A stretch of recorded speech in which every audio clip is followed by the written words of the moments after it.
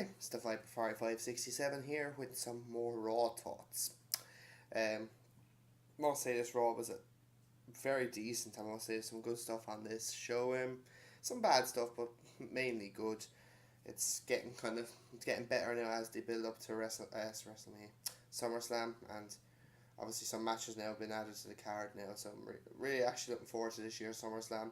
Over most years, I've not had actually the same kind of excitement of SummerSlam because usually I wouldn't say a throwaway pay. It just hasn't been as good as it could be. Like there's going to be some decent matches on the card, and at the moment there's probably going to be two Divas matches which possibly I'm not looking for. Like one Divas match will be probably good. The other one probably could be either good or really fucking bad. But sure, we'll get into that in another video. So just one sec. Right. We start the show off with Cena. Cena looks serious in his serious mode, basically. He says Clancy is not what he wanted, which is Brock Lesnar. The Authority wants the title off my neck, and they get a mercenary like Brock Lesnar. He talks about the crowd wanting them to get the hell kicked out of him. He says Lesnar is the most devastating force. He wants to destroy everything he wants. He's basically the beast that has conquered the streak. I won't lay down. I will fight. I will go to SummerSlam, beat Lesnar like I did in 2012. No one can control him. Heyman comes out and says he will conquer Cena and win the title. You don't know what it's like to be victimized. You've never ever in your life been victimized. Just ask the Undertaker. Brock Lesnar will victimize Cena. You will be beaten, victimized, and conquered. Same shit from Heyman. Basically, could have done this week. I thought the fact that Heyman had a big promo last week and now having another one this week doesn't really kind of help the situation. But hey, what can you do? Like, we're not going to complain. But I just think Heyman's kind of saying the same stuff nearly every week. So it's kind of getting, I wouldn't say boring, but like I think he needs to kind of say something else. So Cena talks about passion and ECW. It makes you smile what you're saying to Heyman. Even in that heart of yours, he has not, and I'm working with the son of a bitch. I'm walking out with the title, son of a bitch, something like that. And then Cesaro comes out saying, don't insult my friends, even though we're not basically together anymore, I'm going to defend him and all this crap, and basically calling him a talking billboard.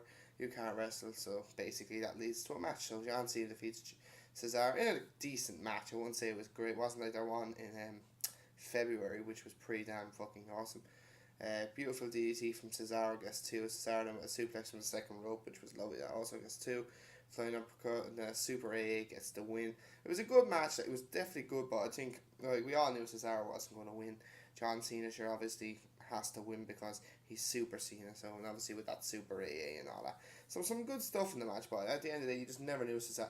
No one thought Cesaro was going to win the match anyway. We knew that, but I think the fact is, though, it shows Cesaro can swing with Cena. Like, he done some good stuff on Cena. I just don't get why WWE are cooling their jets on him. I just think at the end of the day, Cesaro is one of the guys that is an up and coming superstar in my opinion. But look, as I've said before, WWE are like a child. They get bored very easy and just put their title away and all that. So yeah. Then we see Stephanie Triple H says, I can't go back to prison. And Orson says it's not the original plan. It was me, not Brock Lesnar. Reigns cost you a shot at the title. Now Orton has a problem with Triple H. Paige comes out and says, I am young, I make silly decisions, she's still my bestie, she took my title, all that crap. AJ says, don't smile in front of me and then whisper behind my back, I don't play games, I will talk to your face, all that blah blah blah. So then AJ attacks Paige and all that, and Paige basically doing all the basically fucking, oh, I made a mistake, all that crap. So it was a good promo. It wasn't. The only thing I hated about was the CM Punk chance again. Yes, AJ Lee is the wife of CM Punk. We know that. But at the end of the day, CM Punk is not coming back. So shut the yes, I like CM Punk myself, but at the end of the day, he's not coming back. So stop it, okay? Oh, excuse me. Then Triple H and Stephanie come out. They start talking about obviously what happened last week, and basically saying like, but how would you like if you went to prison, all that crap. One sec. Excuse me. And surprisingly, Jericho comes out and basically says, bad boys, what you gonna do?" Oh, it was so funny. The crowd loved it. They sang with him. Jericho and Saul Stephanie saying, "Why would you go straight away?" It's because that filthy, brutal, buff-feeding hoe. We haven't heard that for a long time. He wants Bray Wyatt, so basically he gets him out. He has to wait till SummerSlam. Rollins then attacks him from behind with the briefcase, and he'll face Rollins tonight. So yeah, another decent promo, I must say. Jericho again, they had history from probably what, but 10 years ago or 11 years ago maybe? About 13 years when they last done the promos with each other. It was pretty good. And obviously in the PG era, it wasn't as offensive, but still quite good. Next then, Ziggler and the yeah, Ziggler and the Usos defeat the Miz and Ryback. So a decent six-man tag team match. Drop kick from Axel. Then Woods, Kofi, Kingston, and Big E come out, which is good for them really. DDT, which was lovely from Ziggler on Ryback. Planches from the from a Uso onto the Miz, and Zigzag gets the win. So I don't know why Woods, Kofi, Kingston, and Big E came out. I just really. Maybe because the fact they're getting a title shot, maybe, or so, I don't know. It just didn't make much sense. But still, the match was decent. Kind of towards the end, it really got good. So it was a decent match. Decent match, I must say. Now, here's the thing that bothers me now. Actually, even though I'm not a big fan of R-Truth defeats Bo Dallas. So basically, Bo Dallas is now lost his undefeated streak. I wasn't a fan of him, but he was really over on Monday night. And I think he could have, if he lost to someone, say like The Miz or Dolph Ziggler, you say fair enough. But R-Truth, like, it's not really. He's more of a jobber now. But Dallas doesn't move, he celebrates, he gets back in, he gets rolled up, and that's the win basically. And basically Dallas basically says, "Oh, you bet me," and then he kicks the shit out of Truth. And that part was pretty good. Like, he took it and basically went around on a lap of honor. So basically 18-1, which was unbelievable basically. So I wasn't happy about it really, because I think, like, hopefully now they're not going to take the piss out of him now. He's a decent competitor. And look, he's over with the crowd. Like, some of the Houston crowd were excellent. Pretty much into mostly the stuff that was on Raw. So then Lana talks her usual stuff about the USA, all that crap about Obama and all that. Zeb comes out and says this is a real flag, and then Swagger and Rusev go at and all that lovely stuff. So I presume that'll lead to a match at SummerSlam. Adam Rose then defeats Sandow. The party Fuse gets the win. Basically, who cares? Reigns and Kane were supposed to face each other. Reigns was making his way down from the crowd. Orton attacks him in the crowd. Kane chokeslam Reigns and then leaves Orton. Orton then with DC while Reigns was on the bar, and then an RKO through the announcers table after 2 fucking tries. Randy, stop fucking doing it because it's not working. Simple as that. How many times now has he done that to an opponent? Like, you know, fucking twat. Next then, we get Diego defeating Fandango. What the fuck is going on? I can understand the storyline.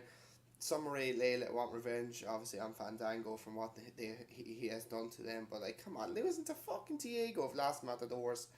Come on, for fuck's sake. Like, this was the guy who bet Chris Jericho at fucking WrestleMania 29. Like, over, what was that now, about 18 months ago? Nearly 18 months ago? Like, fucking hell, like, you wouldn't think he bet Chris Jericho 18 months ago. My God. Oh, Jesus Christ. I just think it's absolute. A roll up gets the win. Like, I think it's an absolute fucking joke. Like Fandango actually could, like, he's still quite over with the crowd. Like, he was over with the crowd. It's again WWE's fucking lack of fucking. Basically, they have a short fucking attention span. Simple as that. Next then, Naomi and Natalia defeat Cameron and Alicia Fox. Naomi pins Cameron. That's about it. It wasn't a great match at all.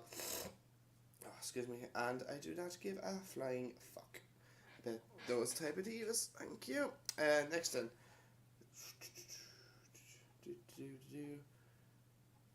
Yeah, so basically Jericho takes on Seth Rollins next now. Decent match, wasn't anything special, but still it was quite watchable. Nice Insecure gets 2 for Jericho. Powerbomb then on the turnbuckle, the roll up gets 2 for Jericho. Insecure from Rollins. Then while Rollins does a springboard type move in midair, a lovely code breaker, that gets the Wyatts to come out and basically just kick the shit out of Jericho. It's getting too old now. I think the Wyatts coming out now just attacking people. Bray should come out himself and just attack him instead of having Harper and Rowan. I think on SmackDown, Jericho's taking on Eric Rowan, and if Jericho defeats Rowan, he's not going to be a part of the match, which is good. Like, Bray Wyatt should not have to have the other members of the Wyatts. At the end of the day, like, say if Harper interferes in the match with Jericho, say he gives him a clothesline or something, not the clothesline that he uses for a finisher, we'll say, and then he gets then Sister Abigail, technically then that's Luke Harper helping Wyatt. Like, at the end of the day, Wyatt needs to learn how to win without, obviously, the Wyatt family. So, but still, it could be an interesting match, but it's the same old story. I thought maybe Ambrose might come out and attack Rollins. That would have been a lot better, but it wasn't the case, unfortunately. But sure, look, what can you do? Next time we have the main event segments, shall we say? Stephanie talks about being arrested. She wants to kind of talk with Brie Bella, kind of, bury the hatchet and all that. That happens, all that, and basically Brie Brie, like, at this stage basically doesn't buy it. So basically she wants a match at SummerSlam. Stephanie's kind of in tears and all that basically, and kind of Brie's kind of, where is she now? She's kind of on the on the apron, and Stephanie goes, "You really want the match? Yeah, I'll give it. But there's one thing I gotta say." Bush give Stephanie with a beautiful slap to Brie that knocks her off the ring, off the apron onto the floor, and Stephanie's going around going, yes, yes. Brie just comes in and fucking tramples on her. So basically Triple H comes out and gets Joey Mercury, Jamie Noble and Finlay trying to get him off her. So yeah, that's was an excellent segment as well. All the segments were pretty damn alright, except for probably the first one, probably the one with Paul Heyman. But overall, decent Raw, 3 or 4 decent matches, 1 or 2 awful matches, but sure, look, what can you do? But overall, a pretty decent Raw again, 2 straight weeks. Some people saying it wasn't great. I think it was decent. I'm not the only one to think of that. There was some good and positives coming from this, and we'll see what happens next week. And obviously, Jericho facing Rowan on Friday on SmackDown tomorrow night should be interesting as well. So obviously, Jericho's obviously going to win that match, obviously, but and obviously he might face Luke Harper probably next, either on Raw or next SmackDown, or even main event. We'll see. So yeah, I shall be back on Tuesday with a random pay-per-view. So first one for a long time, and I will talk to you guys on Tuesday. So enjoy your weekend, and I will talk to you guys soon. So take it easy.